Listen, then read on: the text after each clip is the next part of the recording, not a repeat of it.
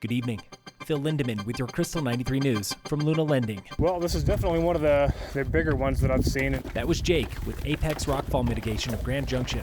He's one of 3 men dangling above Dam Road today, where below him, an estimated 4,000 tons of rock sheared from a cliff face Easter Sunday, crashing to the pavement. We're looking for rocks that are, got some pretty significant cracks, but we're not really digging too much because sometimes that can cause more problems than what it's worth. Miraculously, no cars were on the road that morning. This is more than just a rock slide. We call this a rock burst because the face of the cliff burst. That was Dan Mancuso with Summit County Road and Bridge. I've got a senior employee who's been here 30 years, and he says that this is the most he's ever seen in the 30 years he's been here. Jake and his crew could spend 2 to 3 days removing hazards and repairing nets. After that, the heavy machinery moves in.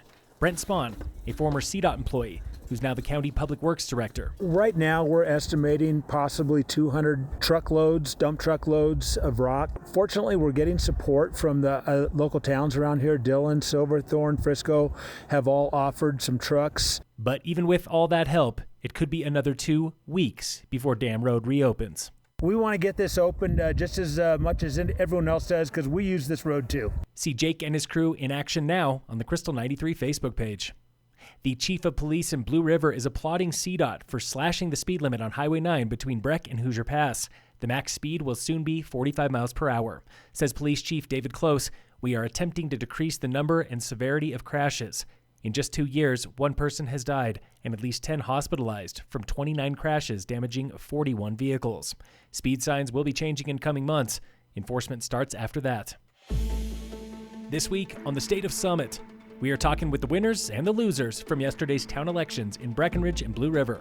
Blue River Mayor Toby Babich was voted out after running unopposed 4 years ago. I look back at my time as all wins, no losses, no regrets. Nicholas DeSico's the new mayor of Blue River, making his very first run at public office. I have a fresh perspective and, sometimes getting fresh blood and new ideas and new thoughts into, power of government can help us to see it different ways. Another first-time politician, Jody Willie, elected to the Blue River Board of Trustees. I'd like to keep a balance of making sure we're still abiding to our mission statement of this is a neighborhood of citizens. New Breckenridge councilwoman and longtime town employee, Marika Page. I think the things that we will really need to concentrate on is this balance between livability and serving visitors. Kelly Owens, a 2-term councilwoman, now the new mayor of Breck, and the first ever woman in the role. We always want to make sure that we have sort of an atmosphere that cultivates respect and also challenging each other. Her opponent, Tom Day. I'm not done. I'm not done by any means because I'm not a wallflower by any stretch.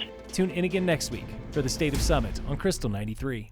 In Silverthorne, 4 candidates ran unopposed to fill 4 empty seats. Voters accepted a new Silverthorne lodging tax. A question to borrow money for workforce housing is winning today by just 3 votes. The final tally is ready by next week. In sports, the Rockies play the Cubs today at 5:40. And in local sports, 2 Team Summit skiers are going to the FIS Junior World Championships in Sweden. Walker Robinson skiing for the U.S. and Francois Maloney skiing for Belgium. They compete April 14th and 15th. Phil Lindeman, Krystal 93 News.